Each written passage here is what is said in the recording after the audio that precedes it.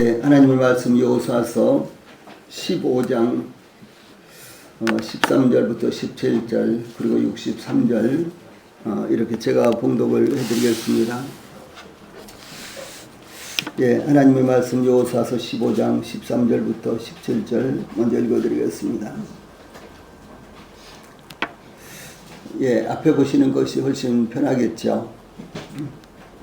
여호와께서 여호수아에게 명령하신 대로 여호수아가 기랏 아르바 곧 헤브론을 유다 자손 중에서 분깃으로 여분의 아들 갈렙에게 주었으니 아르바는 아낙의 아버지였더라. 갈렙이 거기서 아낙의 소생 그 세 아들 곧 세세와 아이만과 달메를 내어 쫓아내었고 거기서 올라가서 드빌 주민을 쳤는데 드빌의 본 이름은 기랏세벨이라. 갈렙이 말하기를 기랏세벨을 쳐서 그것을 점령하는 자에게는 내가 내 딸 악사를 아내로 주리라 하였더니 갈렙의 아우 그나스의 아들인 온니엘이 그것을 점령하므로 갈렙이 자기 딸 악사를 그에게 아내로 주었더라. 다음에 제일 마지막 절 63절입니다. 여호수아서 15장 제일 마지막 절 63절. 예루살렘 주민 여부스 족속을 유다 자손이 쫓아내지 못하였으므로 여부스 족속이 오늘까지 유다 자손과 함께 예루살렘에 거주하니라. 아멘.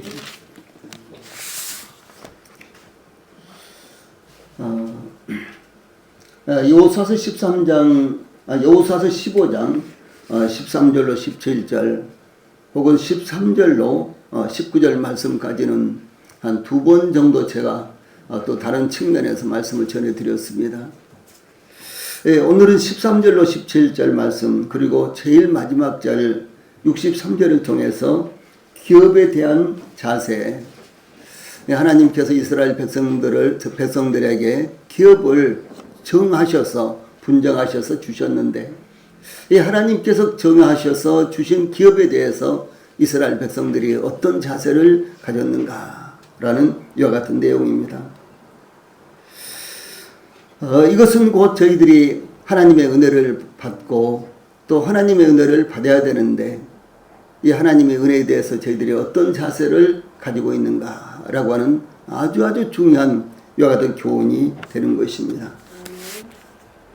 이 가나안 땅을 정복한 이스라엘은 이 각 지파에 따라서 기업을 분배했는데 요단강 동편 땅은 모세에 의해서 분배가 결정되어서 루벤, 갓, 므낫세 반지파 그러니까 두 지파와 반지파죠. 각각 기업을 분배받았습니다. 요단강 서편에서 제일 먼저 기업을 분배받은 지파는 유다 지파였는데 에브라임 지파는 그 다음으로 기업을 분배받았습니다. 이 야곱의 장자는 루벤이죠. 그래서 이 장자 지파는 루벤 지파였는데 루벤의 범죄로 인해서 루벤의 장자권은 육신적으로는 요셉에게 넘어갔으며 영적으로는 유다 지파에게 넘어갔습니다. 이 야곱은 유다가 이스라엘의 장자권을 계승하도록 축복을 했고 그리고 두 지파와 반지파가 요단강 동편에서 기업을 분배받았기 때문에 요단강 서편에서는 9지파와 반지파가 기업을 분배받았는데 그 중에서 유다 지파가 제일 먼저 기업을 분배받음으로 야곱을 통해서 선포한 예언이 온전히 성취되었습니다. 이 기업을 분배할 때 가장 중요한 원칙이 무엇인가는 제비를 뽑아서 분배받았습니다. 달리기를 해가지고 지파장들이 달리기를 해가지고 1등인 이와 같은 지파가 제일 먼저 기업을 분배받는다든가 이런 것이 아니었습니다. 또 혹은 수가 얼마나 많느냐 거기에 따라서도 기업을 분배받는 것이 아니었습니다. 모두 다 12지파 가운데 2지파 반은 요단강 동쪽에서 기업을 받았고 이 9지파 반은 요단강 서쪽에서 기업을 분배받는데 그들이 제비를 뽑아서 누가 먼저 기업을 분배받을 것인가. 그 다음에는 어디에 기업을 분배받을 것인가. 이런 모든 것들을요 다 제비를 뽑았어요. 예, 그런데 유다 지파가 제일 첫 번째 이제 기업을 받도록 제비가 뽑혔고요. 그래서 유다 지파는 이제 제비를 뽑아보니까 제일 남쪽 지방에 예루살렘으로부터 시작해서 저 남쪽 지방에 기업을 받도록 이렇게 결정됐다라고 하는 사실입니다. 예, 이것은 이제 이스라엘의 장자권이 루벤에게서 유다에게로 이렇게 넘어가는데 바로 이제 이스라엘의 장자권을 갖게 된 새로운 지파가 유다 지파였죠. 그런데 그 유다 지파에게 바로 우선권이 이제 넘어갔다라고 하는 사실을 의미를 하는 것입니다. 예, 그래서 유다 지파가 받은 기업을 소개하기 전에 먼저 이 갈렙이 받은 기업을 갈렙이 받은 기업이 소개가 되고 있는데 여호수아는 유다 지파가 제비 뽑아 받게 된 기업 중에서 하나님께서 갈렙에게 약속하신 헤브론을 갈렙에게 그의 기업으로 먼저 분배를 했습니다. 우리는 이 장면에서 기업에 대한 갈렙의 자세와 예루살렘의 여부스 족속을 쫓아내지 못한 유다 지파의 자세를 비교해 보려고 하는 것입니다. 예, 이스라엘이 기업을 받는 것은 구원받은 것과 비교되는데 이렇게 이외에도 성경 많은 구절에서 사도행전 20장 32절 26장 18절 등등 쭉 있죠. 아래 박스에 있는 말씀. 예, 이렇게 이스라엘 백성들이 기업을 받는 것은 이제 우리가 구원을 받는 것과 이와 같은 의미로 해석이 되어 있는 이와 같은 말씀들이 이외에도 아주 많이 나와 있습니다. 그런데 이제 또 한 가지 이제 이스라엘 백성들이 기업을 받는 것은 우리가 하나님 앞에서 상급을 받는 것과 상급을 받는 것을 상징적으로 나타내고 있다는 것이죠. 한 가지는 우리가 구원받는 것과 관련이 있고 또 한 가지는 상급을 받는 것과 관련이 있다. 이 두 가지는 서로 관련이 없는 것입니다. 그런데 이스라엘 백성들이 기업을 받는 것은 이 두 가지와 아주 밀접하게 서로 연관을 맺고 있다라고 하는 사실입니다. 그러므로 이제 여기 갈렙과 그리고 유다 지파의 기업에 대한 자세와 우리의 기업에 대한 우리의 자세를 비교해 보는 것은 많은 교훈을 받을 수 있다라고 하는 사실을 먼저 말씀을 드리는 것입니다. 제일 먼저 15장 13절과 14절에서는 이 기업에 대한 이제 믿음이 아주 특별한 이와 같은 믿음의 사람이 나타나고 있습니다. 이스라엘이 요단강 서편에서 점령한 땅을 제비 뽑아 분배할 때에 여호수아서 14장 6절에 보면 때에 유다 자손이 길갈에 있는 여호수아에게 나아오고 이 그리스 사람 여분네의 아들 갈렙이 여호수아에게 말하되 여호와께서 가데스 바네아에서 나와 당신에게 대하여 하나님의 사람 모세에게 이르신 일을 당신이 아는 바라. 이렇게요. 이제 그 중에서 갈렙이라는 사람이 여호수아에게 이렇게 말합니다. 이 가데스 바네아라는 곳은 이스라엘 백성들이 가나안에 들어가기 전에 가나안 땅을 정탐을 했죠. 12명의 정탐꾼들이 정탐을 한 바로 그 장소입니다.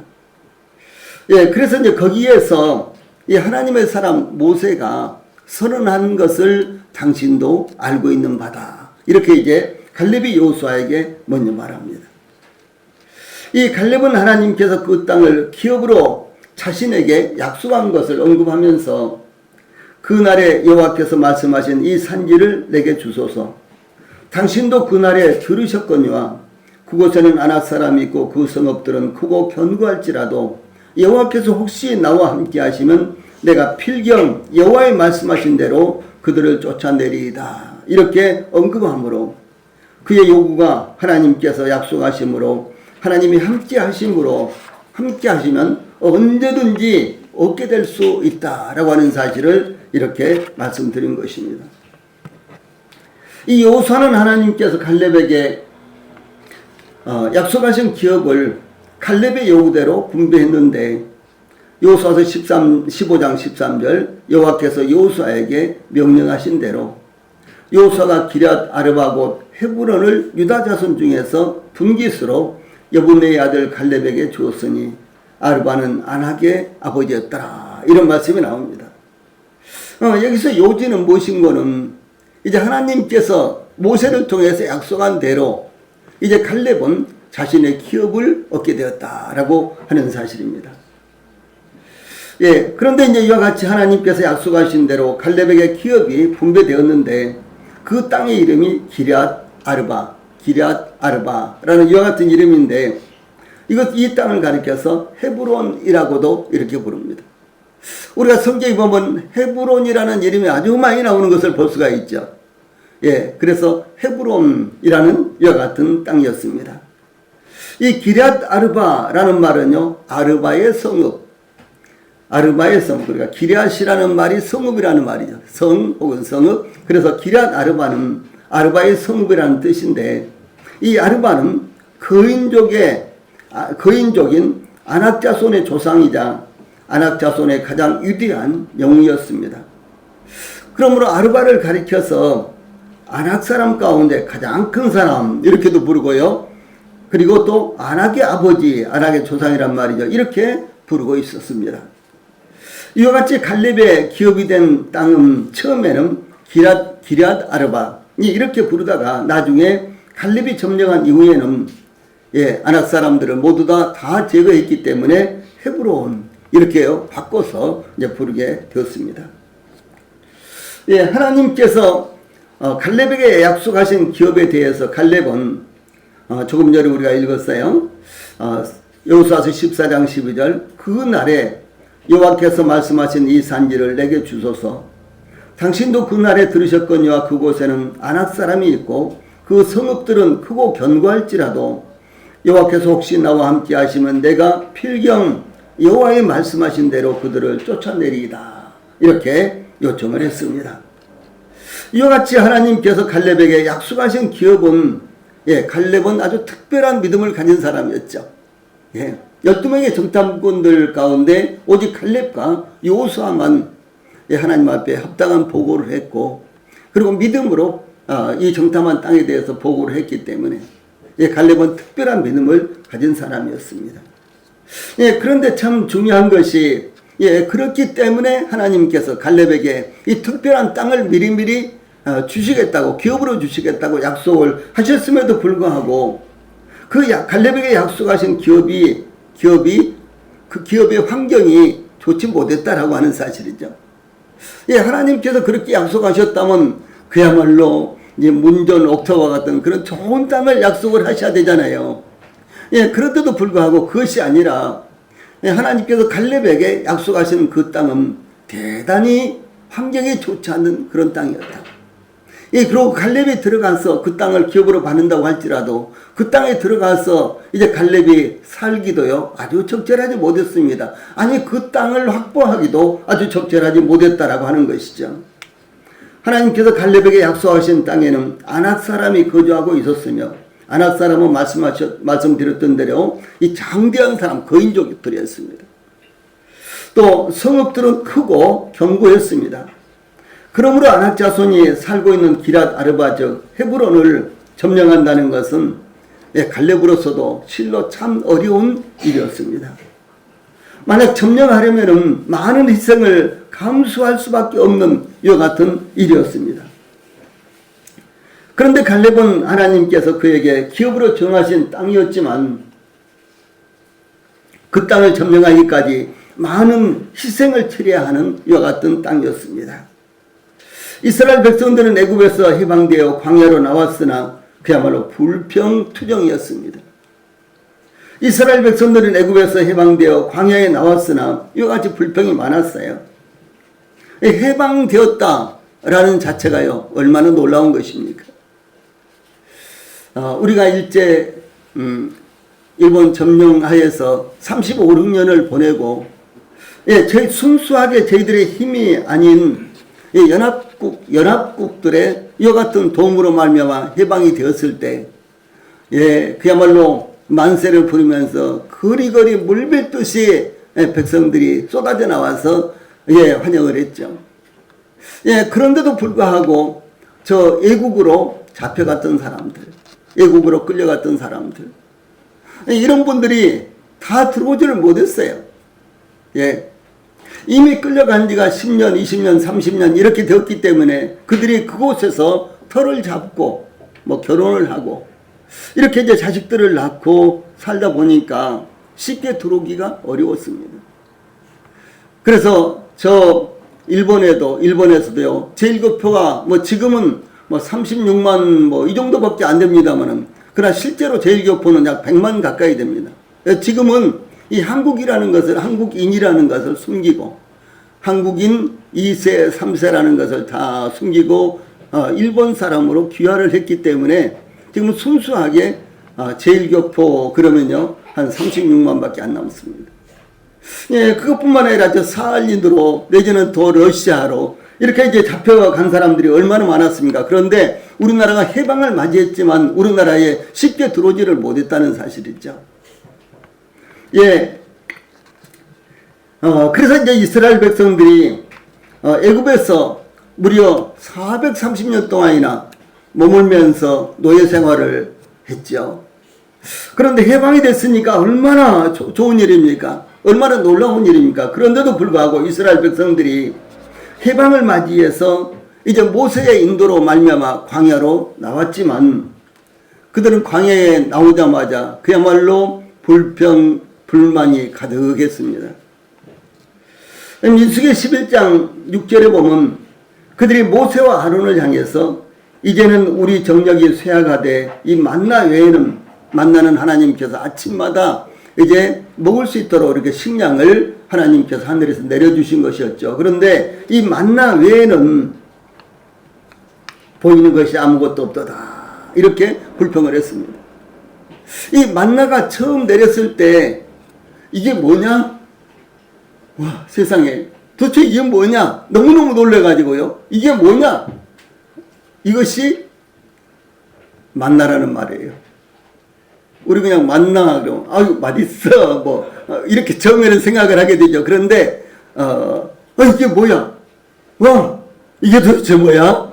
이 말이 그 이스라엘 말로는요, 만납니다. 이렇게 놀라운 것이었어요. 그래서 그것을 가지고요, 밥도 해먹고 뭐 가루로 만들어서 빵도 해먹고, 아무튼 이 만나는 만들 수 없는 음식이 없을 정도로 그렇게 다양하게 사용될 수 있는 이와 같은 좋은 식재료였습니다. 예, 그런데 이제는 그런 생활을 몇 달 혹은 이렇게 하다 보니까요, 이제는 이 하나님이 만나만 내려주셔. 다른 것도 좀 내려주셔야지. 지금 그런 거예요. 이렇게 해서요, 이스라엘 백성들이 아주 불만을 토하고 불평을 했다라고 하는 사실이죠.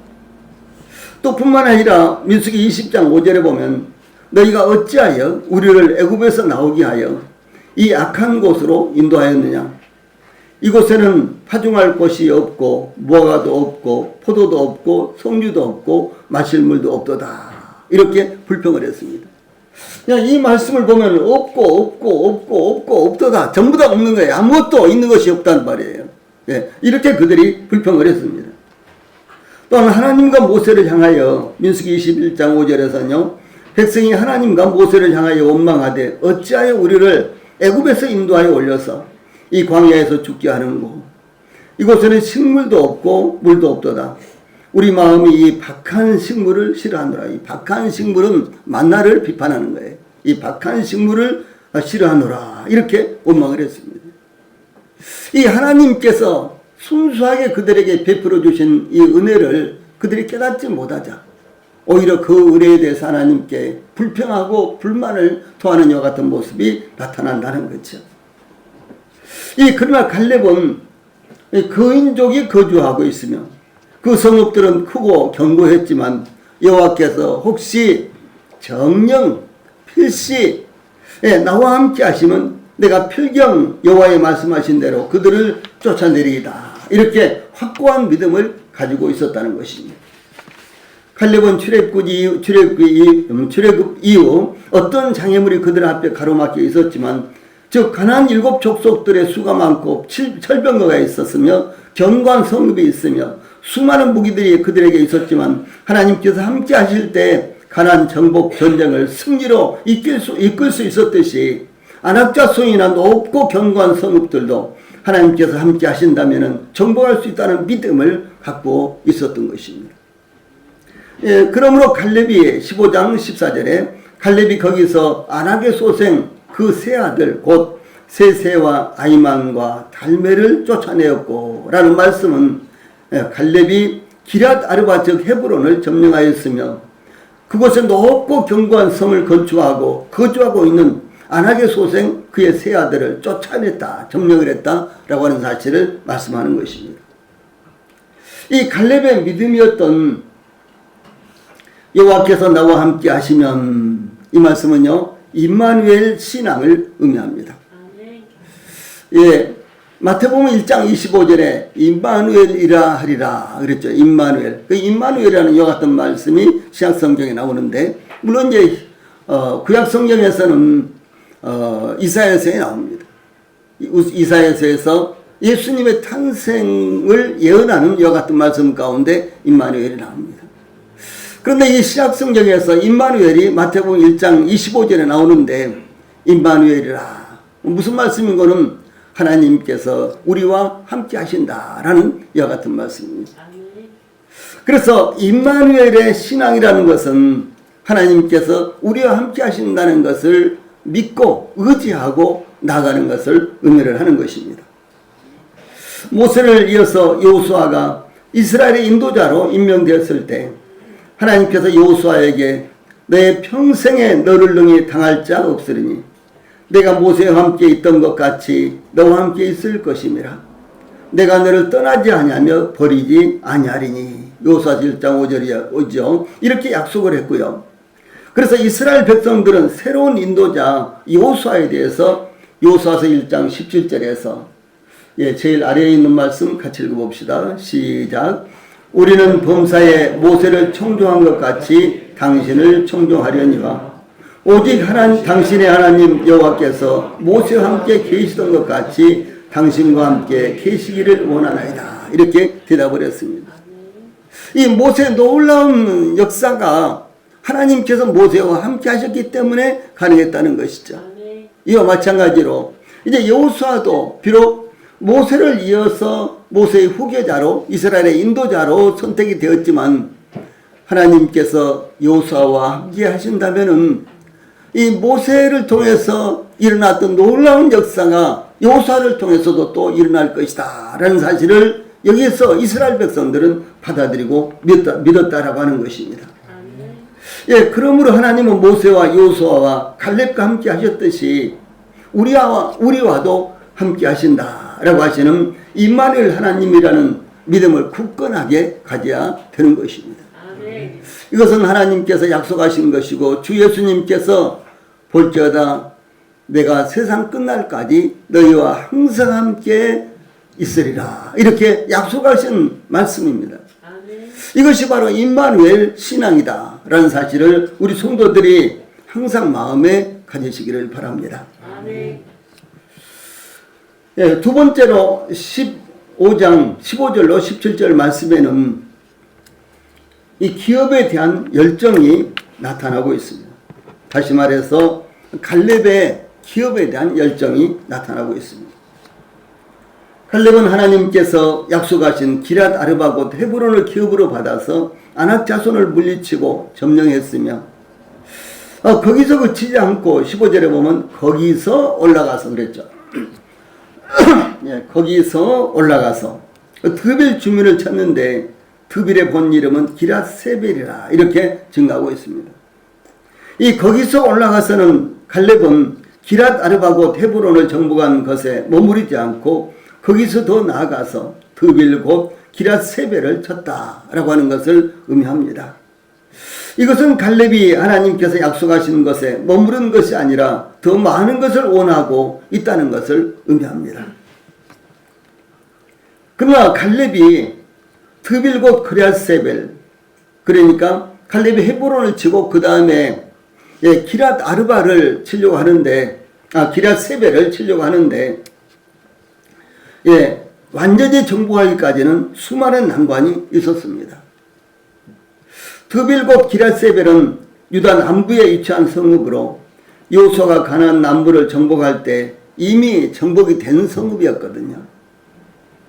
이 가나안 사람들이 또다시 이스라엘을 물리치고 그런데 그 이후에 가나안 사람들이 또다시 이스라엘을 물리치고 차지한 성읍이 되었습니다. 즉 이스라엘과 가나안 족속 사이에 기럇세벨 바로 이 드빌이라는 성읍은 이제 뺏고 빼앗기고 하는 이와 같은 일이 반복된 이와 같은 성읍이었다라고 하는 사실입니다. 6.25 때도 그렇고 월남전 때도 그렇고 어떤 한 고지를 이제 우리나라가 점령을 했는데 그 다음에는 또 빼앗기고 또 그 다음에는 또 우리나라가 점령을 하고 그 다음에 또 빼앗기고 이렇게 뺏고 빼앗기고요 하는 일이 아주 반복된 이와 같은 지역이 이런 격전지가 수도 없이 많습니다.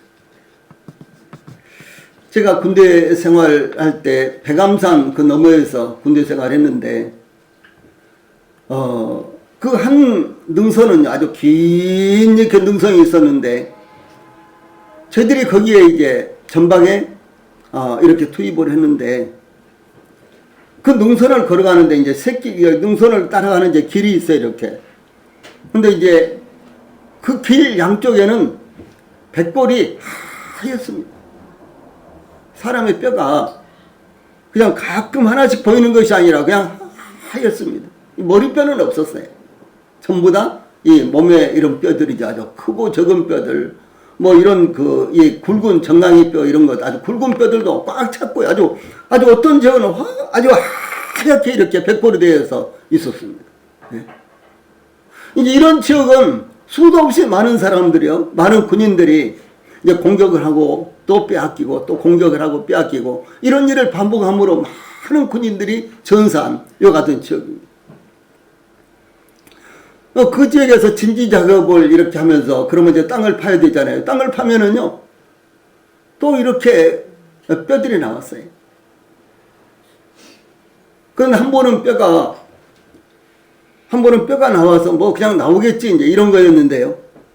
그런데 이만큼만 아주 조그만 수첩이 나왔어요. 근데 그 6.25 때 사용하던 군인들이 갖고 있었던 군인 수첩이었어요. 그 비닐로 이렇게 딱 겉표지가 되어 있었는데 그것을 이렇게 열어보니까요 선명하게 거기에 사진이랑 다 있는 거예요. 예. 아주 그렇게 잘 보관이 되어 있었어요. 땅속에 묻혀가지고요. 그래서 이제 상급부대에 이렇게 보고를 했더니 이제 이 국방부에서 나와가지고 국방부에서 발굴단이 나왔는데요. 그 군인의 그 뼈가 그대로 남았는데 이 머리뼈는 없었어요. 네. 전부 다 있었어. 아주 작은 뼈들까지 그렇게 보존이 잘 돼 있었습니다. 그런데 다른 뼈가 없었어요. 그래서 이제 그 다음에 그 가족들이 직접 거기 와가지고 뭐 제사를 지내고, 예, 그리고 이제 우리 부대에는 큰 돼지를 한 마리 보냈어요. 수고했다고요. 뭐 저희들도 그냥 우연히 발견한 건데 큰 돼지를 하나 보내주셔가지고 우리가 그 전방에서 돼지고기를 잘 먹었습니다. 예, 이렇게 아주 그 격전지가 여기에서 기럇세벨 드빌이라는 곳인데 기럇세벨이라는 이와 같은 지역이었습니다. 그래서 이제 갈렙이 기럇 아르바 곧 헤브론을 정복한 후에 곧바로 이 드빌 곧 기럇세벨을 쳤는데 완전히 정복을 하지 못했다는 사실이죠. 이와 같이 드빌은 이 갈렙은 드빌 곧 기럇세벨을 완전히 정복하지 못하고요. 가나안 족속들을 완전히 물리치지를 못하고 있었습니다. 예, 그러다 이제 갈렙은 기럇세벨을 쳐서 그것을 점령하는 자에게는 내가 내 딸 악사를 아내로 주리라 이렇게 이 상급을 내걸고요. 이 도전을 붙였는데 예, 그 상급으로 자기 딸 악사를 주겠다라고 하는 것이었습니다. 고대에는 혁혁한 무공을 세운 자에게 자기의 딸을 주어 그 공로를 치하하는 풍습이 있었습니다. 사울 왕이 골리앗을 죽이는 자에게 자기의 딸을 주겠다고 약속한 것도 같은 맥락이었습니다. 딸을 상급으로 내건 것은 오늘날에는 이해할 수 없는 일이지만 이 고대에는 일반적인 일이었는데 가부장 제도 하에서는 이 아버지의 권한은 절대적인 것이었기 때문에 갈렙의 행동은 전혀 문제가 되지 않았던 것입니다. 예, 갈렙이 그의 딸 악사를 상급으로 내걸고 드빌 곧 기랏세벨을 점령하려고 했던 것은 몇 가지 이유가 있었습니다. 이 첫째 이유로는 갈렙의 기업에 대한 열정 때문이었습니다. 네, 이렇게 해서라도 하나님께서 주신 기업, 하나님께서 약속하신 기업을 반드시 확보하겠다는 갈렙의 기업에 대한 이와 같은 열정이었습니다. 가나안 땅을 기업으로 받은 것은 하나님께서 예비하신 선물을 차지하는 것이었습니다. 예, 물론 그것은 하나님께서 예비하신 선물이었지만 그 선물을 차지하기 위해서는 많은 땀과 혹은 희생을 치르지 않으면 얻을 수 없는 것이었습니다. 그러므로 갈렙은 하나님께서 예비하신 기업의 땅을 얻기 위해서 그의 딸 악사를 내주고라도 그 땅을 확보하기를 원했다라고 하는 것입니다.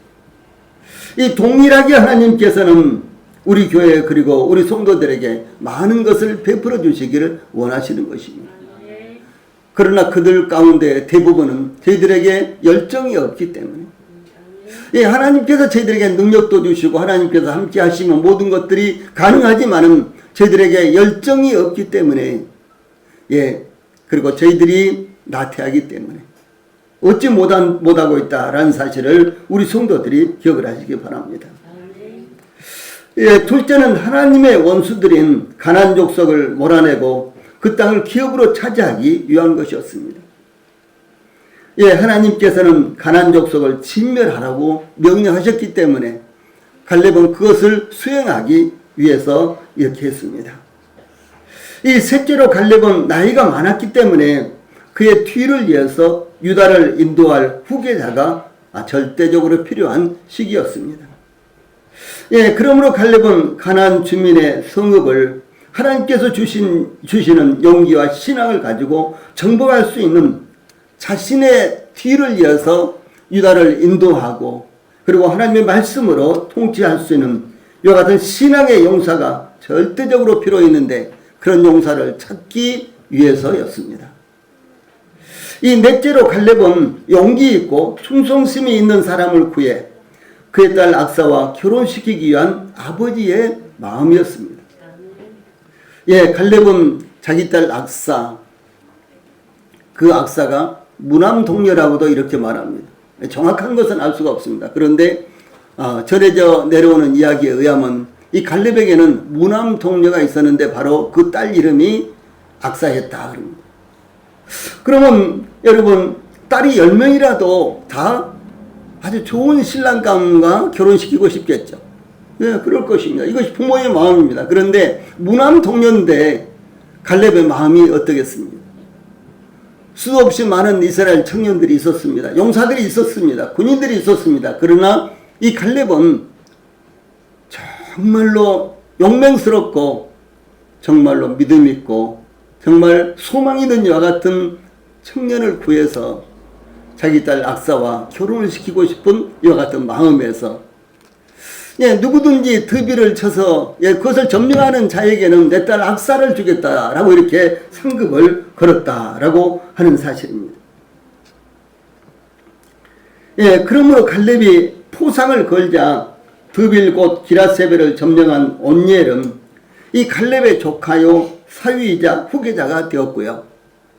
이스라엘의 첫째 사사가 되어서 그래서 사사기 1장에 보면은 이제 갈렙이 등장하는데 바로 그 사람입니다. 그래서 위기에 처한 나라를 구한 지도자가 되었다라고 하는 사실을 성경은 증거하고 있습니다. 예, 갈렙이 기랏세벨을 쳐서 그것을 점령하는 자에게는 내가 내 딸 악사를 아내로 주리라 이렇게 선포했을 때 갈렙의 아우요 그나스의 아들인 온니엘이 그것을 점령함으로 그 드비를 점령함으로 갈렙이 자기 딸 악사를 그에게 아내로 주었더라 이렇게 증거하고 있습니다. 갈렙은 유다 지파의 족장이었습니다. 그는 투철한 믿음의 사람이었습니다. 그러므로 출애굽 세대 중에는 오직 유일하게 갈렙과 여호수아만이 요단강을 건넜으며 그들은 가나안 정복 전쟁에서도 살아남았고 하나님께서 약속하신 기업을 그대로 분배받을 수가 있었습니다. 이 갈렙이 드빌곳 기럇세벨을 점령하는 자에게는 그의 딸 악사를 주겠다고 제시했을 때 아마도 수많은 젊은이들이 지원을 했을 것으로 예상을 할 수가 있습니다. 이 악사는 대단히 믿음이 있는 믿음의 여인이었습니다. 예, 그러므로 믿음이 있는 이스라엘의 청년들은 내가 저 악사와 결혼해야 되겠다.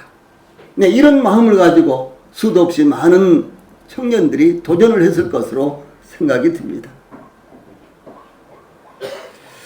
예, 또 다른 한 측면은요, 어쩌면은 단 한 사람, 온엘만이 지원했을 수도 있다라고 하는 사실이죠. 결국 온엘이 이 갈렙의 도전을 받아들여서 드빌곳 기럇세벨을 점령을 했다라고 하는 사실입니다. 온엘은 갈렙의 아우여 그나스의 아들 이렇게 나오죠. 그래서 갈렙에게는 조카였습니다. 예, 그러므로 갈렙은 조카인 온엘이 드빌곳 기럇세벨을 점령하자 그의 딸 악사를 온엘에게 주어 아내를 삼게 했습니다. 사사기도 똑같이 기록을 하고 있는데 사사기 1장 11절로 13절 자 파란 박스에 있는 말씀 같이 읽어봅시다. 시작. 거기서 나아가서 드빌의 거민들을 쳤으니 드빌의 본 이름은 기럇세벨이라 갈렙이 말하기를 기럇세벨을 쳐서 그것을 취하는 자에게는 내 딸 악사를 아내로 주리라 하였더니 갈렙의 아우여 그나스의 아들인 온엘이 그것을 취한 거로 갈렙이 그 딸 악사를 그에게 아내로 주었더라. 이렇게 증가하고 있습니다. 우리가 그 정황을 자세하게 알 수 없지만 가나안 정복 전쟁에서 드빌곳 기럇세벨을 점령한 것은 대단히 중요한 일이었습니다. 예, 그렇기 때문에 여호수아서와 사사기서에 똑같은 말씀이 반복해서 기록되어 있습니다. 여기에 드빌곳 기럇세벨을 점령한 것, 그리고 이 갈렙이 자기 딸 악사로 상급으로 내놓은 것, 그리고 이 악사가 시집을 갈 때 이렇게 형제로 경했다. 이런 내용이요. 여기 여호수아서 15장과 그리고 사사기 1장에 거의 단어가 틀리지 않고요. 물론 몇 개 단어는 다른 단어로 고쳐 썼습니다만은 거의 틀리지 않게 똑같이 묘사가 되어 있다고 하는 사실입니다. 그런데 성경에 보면 반복적으로 이렇게 나와 있는 부분들이 상당히 있습니다. 예를 들어서 마태복음에 있는 것이 마가복음에 나오고 누가복음에 나오고 그런 것들 많이 있잖아요. 그런데 여기에 있는 이 내용처럼요. 이렇게 거의 틀리지 않고 똑같은 기록이 나오는 것은요. 쉽지 않습니다. 예, 자 그렇다면은 왜 이렇게 똑같은 기록이 나와 있을까? 그것은 여호수아와 사사기에 똑같은 말씀이 반복해서 기록되어 있다는 것은 그만큼 이 상황이 대단히 중요했다라고 하는 것입니다. 예, 그러므로 기업에 대한 열정을 가진 갈렙은 하나님께서 주신 기업을 기필코 획득했다라고 하는 사실입니다. 예, 그러므로 저희들도 이 말씀을 대하면서 갈렙을 본받아서 하나님께서 저희들에게 베푸시며 또한 약속하신 것들을 얻기 위해서 갈렙과 같은 열정을 가져야 된다라는 사실을 교훈하고 있는 것입니다. 예, 세 번째로 유다 자손과 여부스와의 관계가 63절에 나타나고 있습니다. 예, 이미 말씀드렸던 대로 드빌곳 기럇세벨을 점령하기 위해서 갈렙이 그의 딸 악사를 상급으로 내걸었던 사건은 여호수아서와 사사기에 기록되었으며 이어서 온엘이 드빌곳 기럇세벨을 쳐서 정복했다는 것과 악사가 출가할 때의 상황도 말씀드렸던 대로 여호수아서와 사사기에 똑같이 기록되어 있습니다. 예, 그러므로 이스라엘의 기업 분배와 관련하여 이 사건들은 대단히 중요한 부분을 차지하고 있다는 것을 의미합니다. 여호수아서와 사사기서 이 두 성경이 이것을 이와 같이 강조하고 있는 것은 하나님의 약속은 가만히 앉아 바라만 보고 있다고 이루어지는 것이 아니라는 것을 말씀하는 것입니다. 이 하나님의 약속은 하나님의 약속을 받은 비결을 하나님의 이 약속은 하나님의 약속을 받는 비결이 하나님의 말씀을 믿고 행동으로 옮기는 자가 누릴 수 있다는 것을 증거하는 것입니다. 주님께서 우리에게 말씀하시는 그 말씀을 붙들고 믿음으로 차지하여 하나님의 약속을 이루어 가야 된다. 이것이 바로 저희들에게 가르치는 말씀입니다. 유다 자손의 기업에 대해서 이 마지막으로 63절 예루살렘 주민 여부수 족속을 유다 자손이 쫓아내지 못하였으므로 여부수 족속이 오늘까지 유다 자손과 함께 예루살렘에 거주하니라. 이런 말씀이 나오는데 이 말씀은 사사기 1장 21절에서 베냐민 자손은 예루살렘에 거주하는 여부수 족속을 쫓아내지 못하였으므로 여부수 족속이 베냐민 자손과 함께 오늘까지 예루살렘에 거주하니라. 이렇게 증가하고 있습니다. 그래서 이제 사사기 1장 1장과 2장을 보면 쫓아내지 못했다. 이런 말씀이 반복해서 나오는데 뭐 이런 이유 때문에 저런 이유 때문에요. 그런 이유들이 거기에 이제 첨가가 되고 있어요. 그래서 이 하나님께서 이스라엘 백성들에게 기업으로 주신 땅이었는데도 불구하고 이스라엘 백성들이 이 가나안 족속들을 쫓아내지 못한 경우가 여기저기 많았다는 사실을 이렇게 증거하고 있습니다. 이 예루살렘은 유다 지파와 베냐민 지파 경계에 있는 성읍입니다. 유다 지파가 남쪽이고 그 다음에 유다 지파와 경계에서 이 북쪽에는 베냐민 지파예요. 그리고 베냐민 지파 또 북쪽에는 에브라임 지파가 또 있습니다. 이렇게 이제 기업들이 분배가 됐는데 그런데 유다 지파도 베냐민 지파도 예루살렘에 살고 있는 여부수 족속을 쫓아내지 못했다라고 하는 사실입니다. 이 예루살렘을 여부스라고도 이렇게 부르는 내용이 성경에 아주 많이 나타납니다. 여부스, 예루살렘 같은 지역이에요. 같은 성읍입니다. 그런데 이 가나안 7족속 중에서 여부스 족속이 예루살렘을 차지하고 있었기 때문에 거기 거주하고 있었기 때문에 예루살렘을 여부스라고도 이렇게 부릅니다. 우리가 창세기 14장에 보면 샬렘이라는 말씀이 나오죠. 같은 예루살렘을 의미하는 것입니다. 또한 예루살렘 곧 여부스는 산악지대로 공격하기가 어려운 지역이었습니다. 여부스 족속을 유다 자손이 쫓아내지 못하였으므로 여부스 족속이 오늘까지 유다 자손과 함께 예루살렘에 거주하니 라는 이 말씀에서 오늘까지는 여호수아 시대 혹은 사사기 시대까지도 이스라엘 백성들이 여부스 족속을 쫓아내지 못했다라고 이렇게 증가하고 있습니다. 자, 그러면 여기서 이제 우리가 의문점이 드는데 왜 유다 지파와 베냐민 지파는 예루살렘에 거주하고 있는 여부스 족속을 쫓아내지 못했을까요? 그들이 힘을 합해 공격할 수도 있었을 것입니다. 그러나 그들은 공격하지 않았습니다. 여부스 족속이 거주하는 예루살렘은 지형적으로 난공불락의 요새라는 것 우리 성도들이 잘 알고 계시죠? 이 예루살렘은 사해 북쪽으로 약 28km 위치하고 있는데 유다 산맥의 언저리, 유다 산맥이 이제 시작되는 것과 같은 지점인데 해발 780m의 아주 고지대에 이렇게 위치해 있습니다. 그런데 예루살렘은 북쪽을 제외하고는 예루살렘으로 통하는 모든 길들이 세 개의 깊은 골짜기에 의해서 모두 차단되었습니다. 그 세 개의 골짜기는 예루살렘 성과 감람산 사이에 기드론 골짜기, 이제 신약 성경에도 기드론 골짜기가 나오죠. 구약 성경에도 많이 나옵니다. 그래서 예루살렘에서 동쪽 베다니로 가려면요, 바로 이제 기드론 골짜기를 건너서 감람산 언덕을 이제 넘어서 이렇게 가는 거예요. 그래서 예수님께서 거의 대부분 다 예루살렘에 들어오실 때 그렇게 들어오셨습니다. 베단이라는 그런 동네에서 감람산 언덕을 넘어서 기드론 골짜기를 건너서 예루살렘으로 들어오셨어요. 이 길이 예루살렘으로 들어오는 길 가운데 가장 많이 사용되는 그와 같은 길이었습니다. 그래서 예루살렘 성과 감람산 사이에 기드론 골짜기와 예루살렘 성 서쪽에서 시작해서 남쪽으로 굽어서 동쪽의 기드론 골짜기와 만나는 곳이 바로 흰놈 골짜기입니다. 힌놈 골짜기.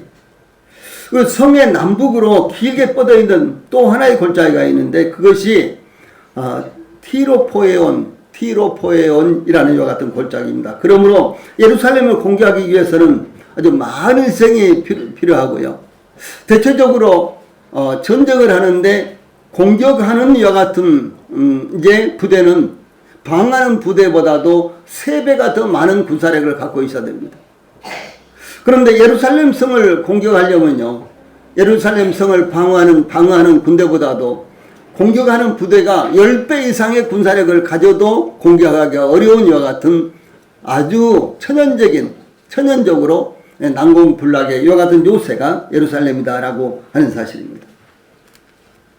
그런데 이스라엘이 가나안 정복 전쟁을 치를 때에 예루살렘 왕 아도니세덱이 헤브론 왕 호암과 야무르드 왕 비람과 라기스 왕 야비야와 또 에글론 왕 드빌과 연합하여 이스라엘에게 대적을 했으나 모두 죽임을 당했습니다.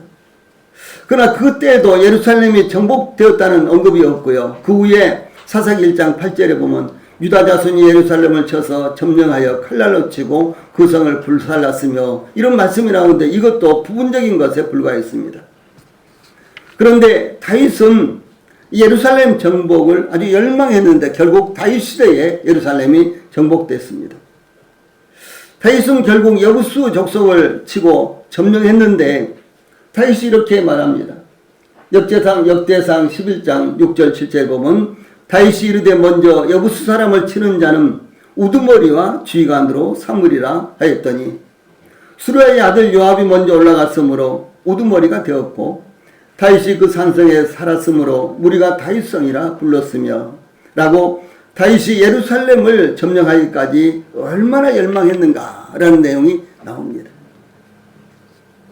이 유다 지파도 중요한 거, 이 베냐민 지파도 이 예루살렘의 여부수 족속을 공격하지 않은 것은 많은 희생이 뒤따랐기 때문일 것입니다. 또한 유다 지파나 베냐민 지파에게 직접적으로 이 여부수 족속은요, 여부수 족속들이 나와서 공격을 한다든가 싸움을 한다든가 그런 것이 없어요. 여부수 족속은 거의 대체적으로 그 성에 살면서 이스라엘 백성들과 충돌을 하지 않았습니다. 별로 문제를 일으키지 않았다는 거예요. 그러니까 어떻게 하겠습니까? 괜히 희생을 치르면서까지 여부수를 공격할 필요가 없다. 여부수 족속을 몰아내려고 많은 희생을 치를 필요가 없다. 이런 생각을 이스라엘 백성들이 하게 됐다는 사실입니다. 그런데 여부수 족속을 쫓아내지 않고 예루살렘에 거주하도록 방치한 것은 신명기 7장 2절 말씀 보면 내 하나님 여호와께서 그들을 내게 넘겨 내게 치게 하시리니 그때에 너는 그들을 진멸할 것이라. 그들과 어떤 언약도 하지 말 것이요 그들을 불쌍히 여기지도 말 것이며 라는 하나님의 말씀에 대한 나태함, 하나님의 말씀에 대한 나태함, 또한 충성심이 없었기 때문이다 라는 사실을 여기서 말씀하고 있는 것입니다. 그래서 대단히 중요한 것은 이스라엘 백성들의 나태함과 충성스럽지 못함 때문에 이스라엘의 가장 중요한 성읍이요, 이스라엘의 중심지에, 예루살렘은 이스라엘의 중심지에 있습니다. 정 가운데에 있다고 할 정도로요, 중심지에 있습니다. 그래서 이스라엘의 가장 중요한 성읍이요, 이스라엘의 중심지에 그들이 쫓아내지 않은 적들이 자리 잡고 있었다라고 하는 사실입니다. 이것은 오늘날 이런저런 이유로 인해 기독교가 세상에 대해서 양보하고 경계를 느슨하게 한 결과 기독교의 중요한 중심적인 교리와 진리들이 세상에 잠식당하고 훼손된 것과 똑같은 것입니다. 그러므로 굉장히 대단히 중요한 것입니다. 그러므로 하나님의 기업에 대한 갈렙의 열정과 함께 유다 지파도 베냐민 지파도 예루살렘의 여부수 족속을 쫓아내지 않았거나 못했다는 사실에 대해서 우리에게 교훈한 바가 대단히 크다라는 사실을 우리 성도들이 기억을 하시기를 바랍니다. 찬송 부르시겠습니다.